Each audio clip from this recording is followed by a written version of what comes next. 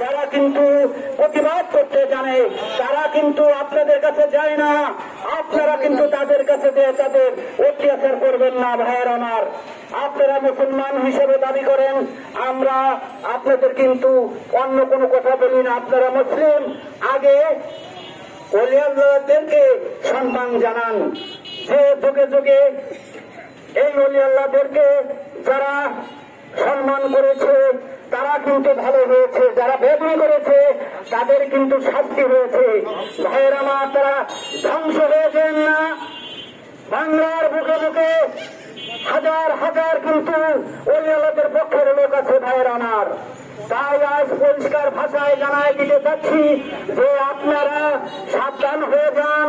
আপনারা পুনরায় এইভাবে আপনারা যাই হোক আপনারা ওলি আল্লাহদের সাথে বেদবি করবেন না, এই মেসেজটাই আপনাদেরকে জানানোর জন্য।